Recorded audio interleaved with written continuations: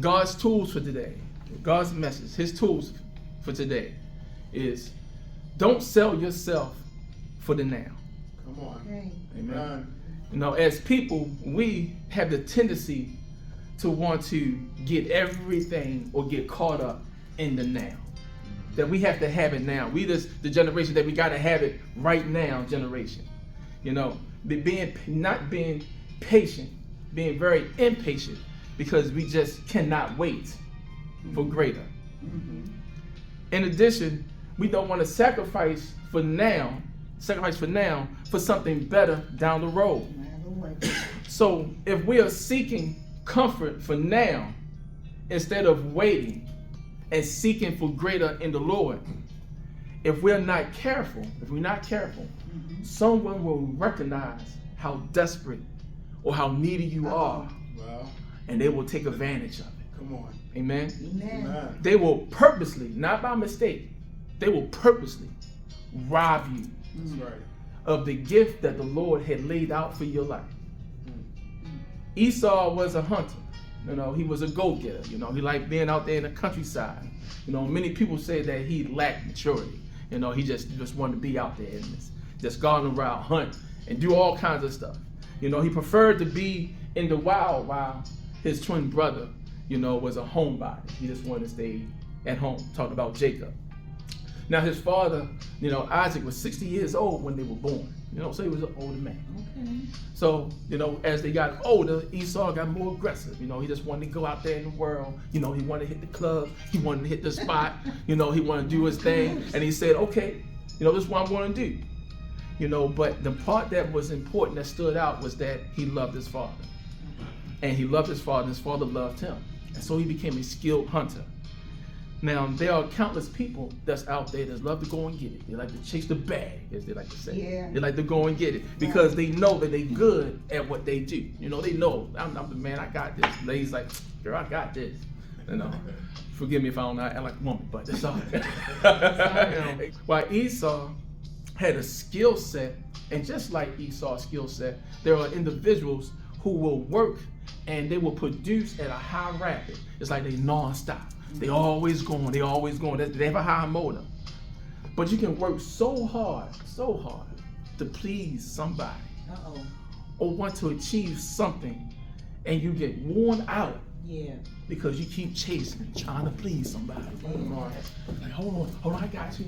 You know, you're trying to get, like I said, you're trying to get that bag. You're trying to achieve, and you're gonna work so hard, and next thing you know, you're so blinded by the value of yourself. My Lord. You can't see your true identity because you run around trying to please and trying to chase whatever achievement you want, and you miss, and you'll be blinded with the values that you have.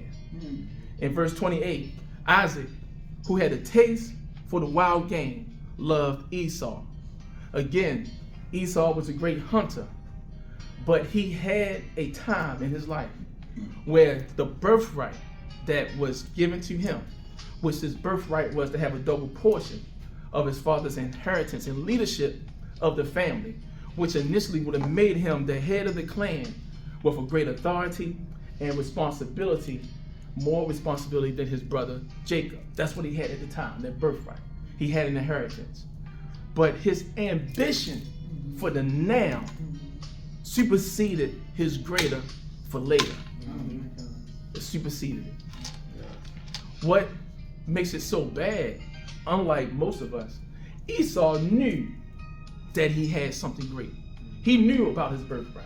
Most of us, we don't know what we have. It's just one of the things that the Lord would reveal to us. But he knew. But at the same time, we knew that towards the end, he's despised it. Now, the Bible does not say why Esau did not want or he did not value his inheritance. But what we do know, that he eventually did not want it. Amen? Now, what we do know, Esau was interested in his freedom, pleasing his father, knowing that his father had the taste for wild game. So this means he was really immediately satisfied with the sense of excitement, the sense of enjoyment, that he was satisfied for the now. Folks, You may be satisfied on your job.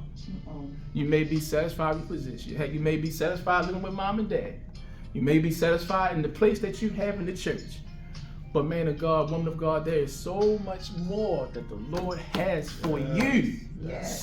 So much more he has for you. Because Esau was entitled to his father's inheritance, the significance of his birthright, he truly did not understand the value of his birthright. You know, better yet, he really didn't understand the value of himself. Oh my Lord. He did not value himself. When you don't understand your value and what's inside of you, all of a sudden you open the door for someone to come in and take advantage of you, Yeah. to destroy you and strip you of what the Lord has for your life. You open that door. Again, folks, don't sell yourself for the now. Amen. Genesis 25, verse 29 and 30, it says, once when Jacob was cooking some stew, Esau came in from the open country famished. He said to Jacob, quick, let me have some of that red stew. I'm famished. Man was hungry, working so hard. Folks, you may be outstanding on your job at what you do. You know, you may be that excellent volunteer. You may be that faithful member to your church. You just love that church. Please stop acting desperate. Uh-oh. Yes. Please stop acting desperate. Verse 30 again. Quick, let me have some of that red stew. I'm famished. You know, you saw the quotation mark. He's actually, shouting out that he's famished, he's hungry. Give me something to eat, bro. Yeah. I'm out killing these lions, tigers, and bears. I'm hungry. And to make it make sense, please let me pray in the church. I'm ready. I can pray. Let me do Sunday school. I study. I think I'm ready. Hey, let me do that report. Let me type up that report at work. I can type real fast. Let me sell that person. I know my product knowledge. I'm talking about myself. Uh-oh. Go ahead. That's all right. Go ahead. When you put yourself out there by being so desperate, all of a sudden that door for someone to come in and take advantage of you will happen.